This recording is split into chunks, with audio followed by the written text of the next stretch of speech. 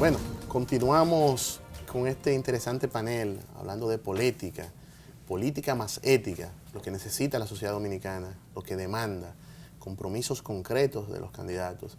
Y en esta oportunidad continuamos hablando de los distintos temas que trata política, y por eso tenemos a Rafael Jovine, quien va a compartir con nosotros qué ha pasado en este monitoreo y cuáles son los compromisos que los candidatos están o no asumiendo con el tema de fiscalidad.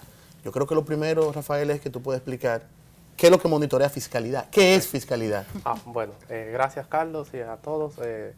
Nada, nosotros desde Oxfam y en el marco de la campaña Iguales hemos visto que se está planteando una fiscalidad que realmente contribuya a la mejora de las condiciones de vida de la gente, a la superación de la pobreza y la desigualdad como tal.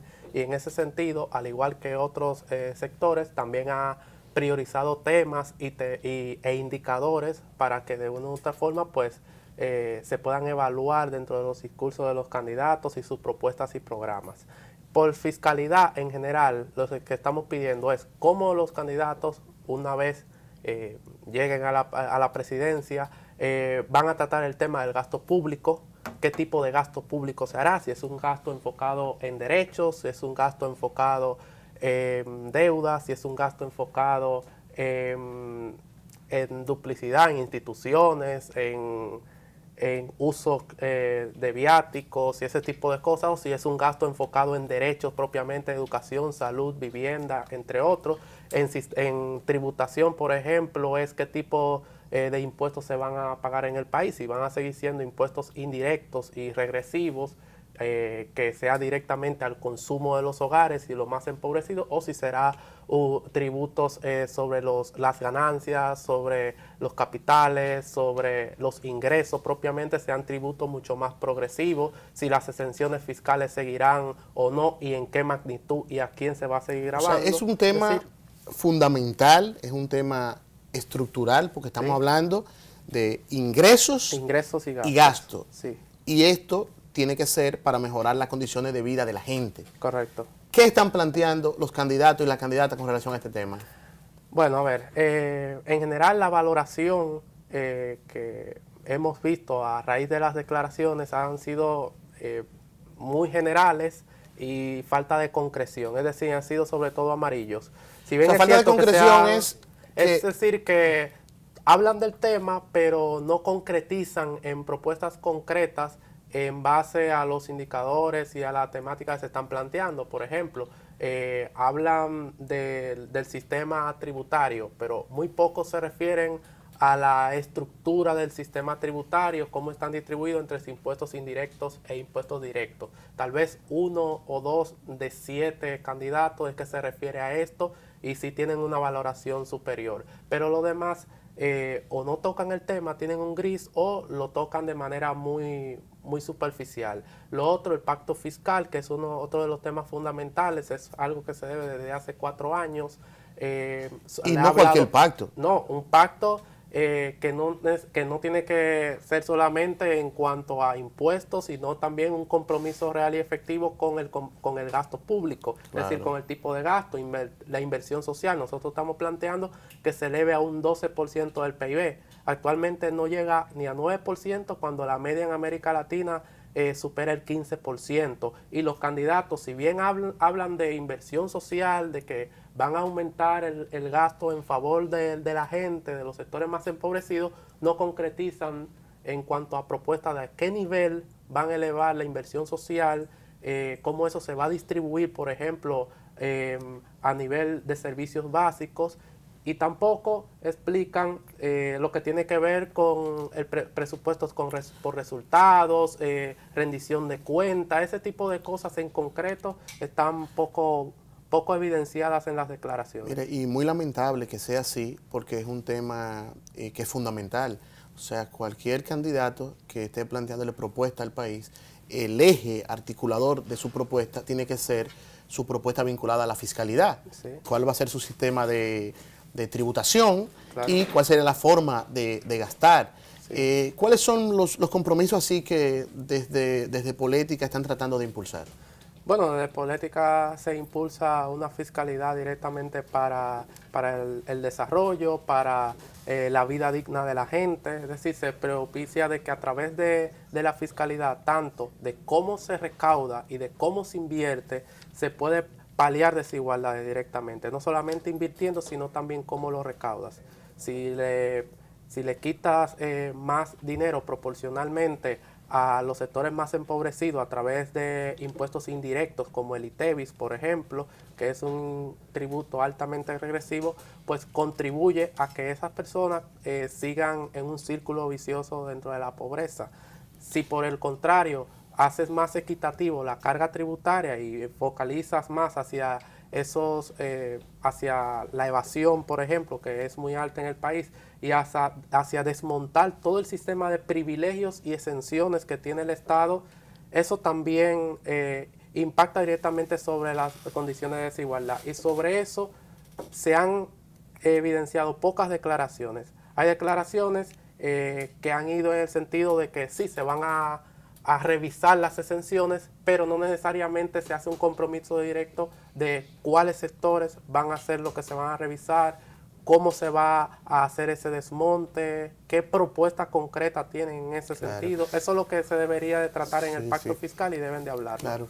Ciertamente, como muy bien indica Rafael, es muy lamentable que los candidatos no estén discutiendo sobre esta temática que es tan fundamental, y ese es el tipo de campaña que se está demandando desde las organizaciones que están promoviendo esta herramienta política, una campaña de contenido. Vamos a hablar de fiscalidad. Esa es la matriz de la discusión de los demás problemas, y sobre todo basada en el tema de derecho. Hay otra temática que tenemos sobre la mesa que también es muy importante nosotros conocer qué están diciendo o qué no están diciendo los candidatos y candidatas, y es relacionada con el tema de documentación y nacionalidad.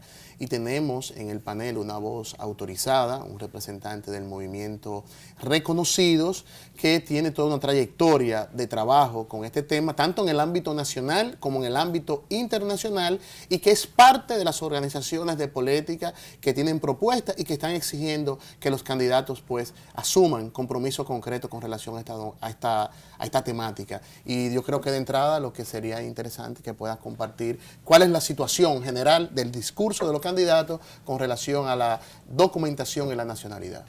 Gracias, Carlos.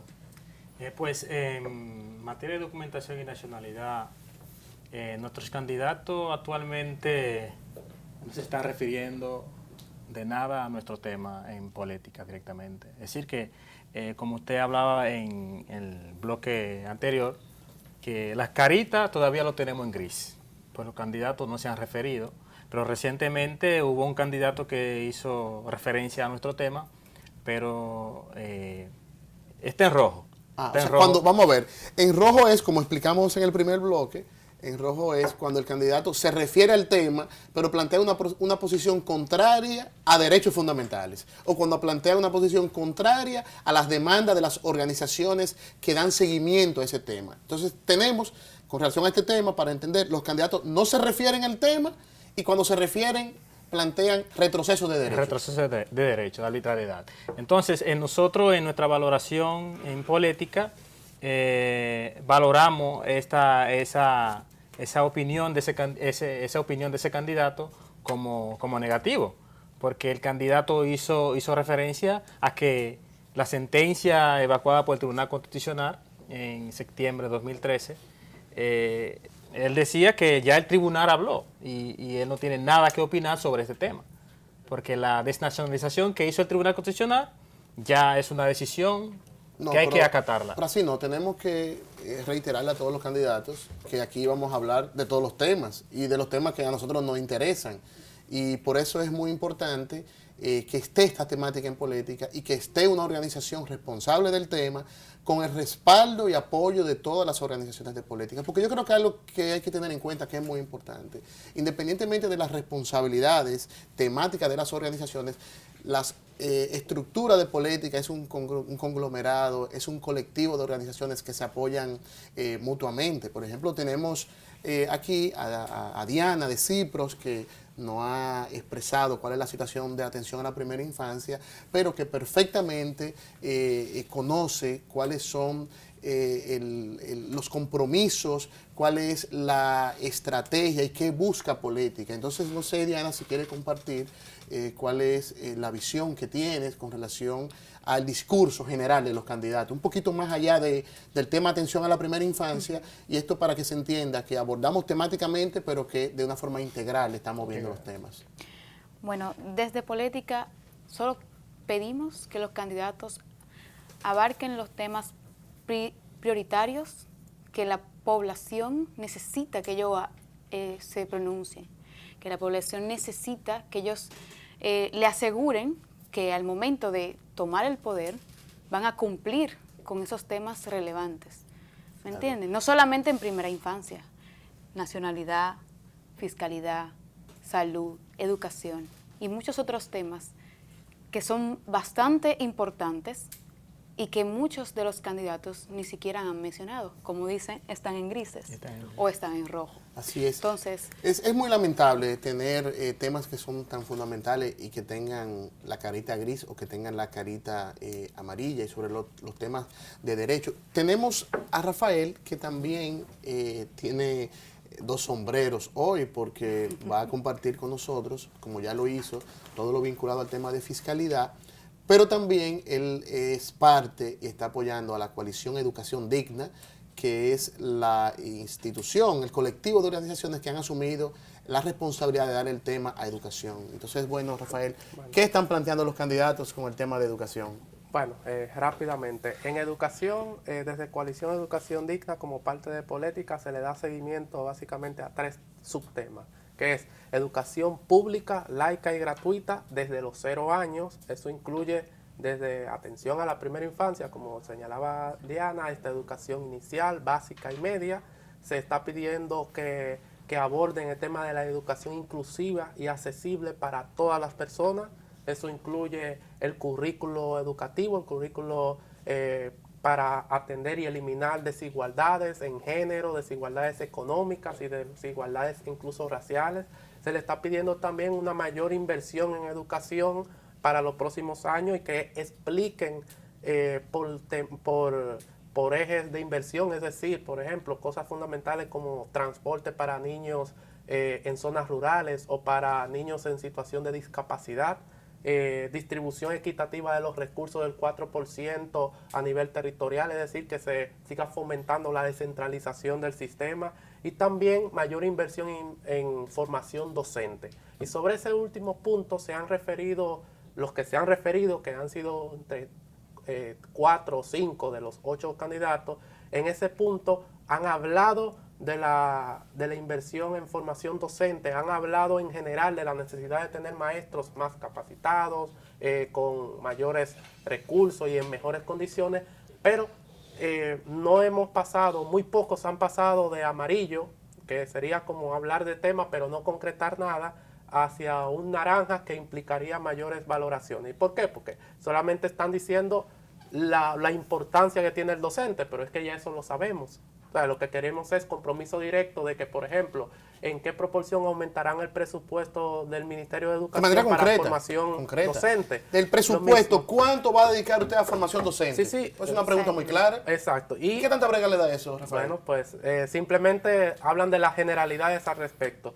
Lo otro es que es un tema que hablan es del desayuno, del almuerzo escolar y de toda la alimentación en general. Ninguno ha pasado de amarillo, y es fundamentalmente porque no basta simplemente con decir reflejar o resaltar la importancia que tiene el almuerzo, la nutrición escolar. De nuevo, eso ya lo sabemos. Lo que queremos saber, ¿cómo se le va a alimentar a los niños de 0 a 4 años, de 0 a 5? Porque por etapas de vida, por etapa o ciclo de vida, el desayuno o el almuerzo es diferenciado, y eso influye en la capacidad cognitiva, en el desarrollo psicoafectivo. Es decir, ese tipo de cosas de los que más han hablado los candidatos, que es básicamente en este monitoreo de formación docente y de desayuno y almuerzo escolar, no ha pasado del amarillo sencillamente porque no concretizan. Y otra cosa fundamental, al cual sí que quisiéramos que se refiera más en términos concretos, es al currículo educativo.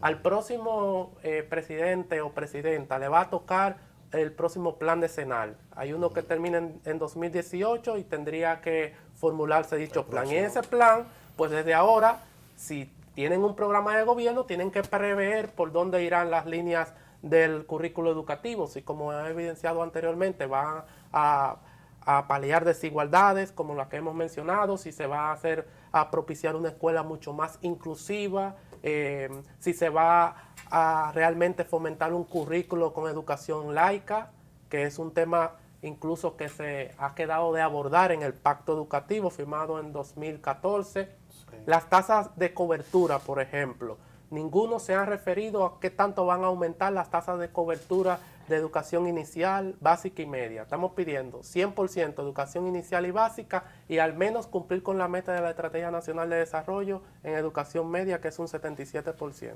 Bueno, amigos televidentes, como hemos podido observar en este análisis que hemos hecho de las temáticas que aborda Polética, es lamentable que los candidatos y las candidatas no se están refiriendo de manera concreta, específica, a los temas fundamentales que las organizaciones sociales están demandando. Esta herramienta está mostrando que los candidatos, por un lado, están haciendo silencio de temas fundamentales y por otro lado, le hace falta mayores niveles de compromiso, mayores niveles de concreción con relación a estos temas. Quédese y en un momento continuamos con este panel de Polética.